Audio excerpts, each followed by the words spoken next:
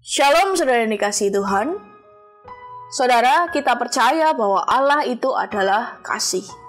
Dan di luar Dia tidak ada kasih yang seperti Dia.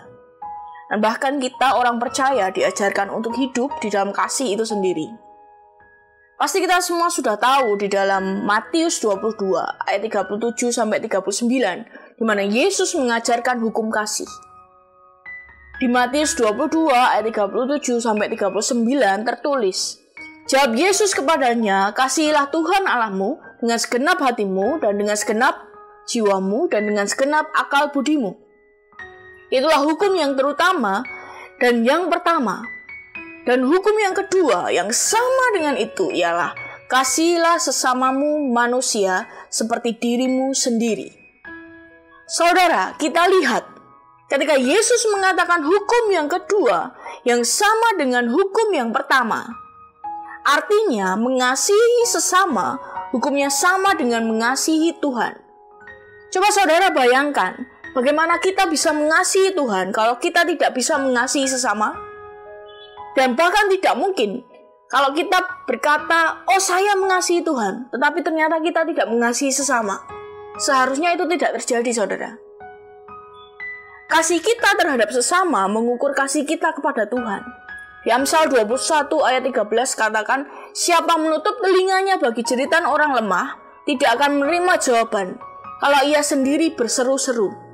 Di Amsal ini dikatakan bahwa ketika kita menutup telinga kita bagi orang-orang yang sedang lemah, maka kita sendiri pun tidak akan menerima jawaban ketika kita berseru-seru kepada Tuhan. Yang artinya saudara, mari kita buka telinga kita untuk melihat apa yang terjadi di sekitar kita. Di dalam 1 Petrus 4 ayat 8 dikatakan, tetapi yang terutama kasihilah sungguh-sungguh seseorang yang akan yang lain, sebab kasih menutupi banyak sekali dosa. Kasihilah dengan sungguh-sungguh. Saudara yang dikasihi Tuhan, banyak hal terjadi hari-hari ini. Marilah kita belajar membuka mata dan membuka telinga kita. Dengan banyaknya orang yang berseru-seru kesusahan, dan mereka banyak mulai menyerah atas keadaan ini. Tapi mari kita memberikan motivasi. Mari kita memberikan apa yang kita punya untuk kita berbagi. Karena kasih kita haruslah besar kepada sesama juga. Marilah saudara yang dikasihi Tuhan, kita belajar menjadi pejuang kasih. Bukan berjuang mendapatkan kasih saja. Oh, saya harus dikasihi. Oh, saya harus menerima kasih yang lebih besar. Tidak. Tetapi berjuang menyebarkan kasih dan hidup di dalam kasih. Kita berjuang membagikan kasih itu, saudara. Dengan kita mengasihi sesama, kita mengasihi Tuhan. Dengan kita mengasihi Tuhan, sewajarnya kita mengasihi sesama. Tuhan kita penuh dengan kasih. Dia sendiri adalah kasih. Bagaimana kita bisa disebut dengan anaknya ketika kita tidak mewarisi sifat kasih?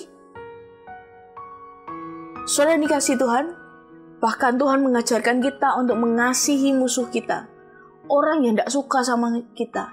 Orang yang menyepelekan kita, bahkan orang yang tidak menganggap kita. Tuhan mengajarkan kasih. Ketika kita harus memberikan pipi kiri kita, ketika kita ditampar pipi kanan kita. Mari saudara yang dikasihi Tuhan, kita mengasihi sesama, kita buka mata kita buka telinga kita lihat apa yang orang lain butuhkan.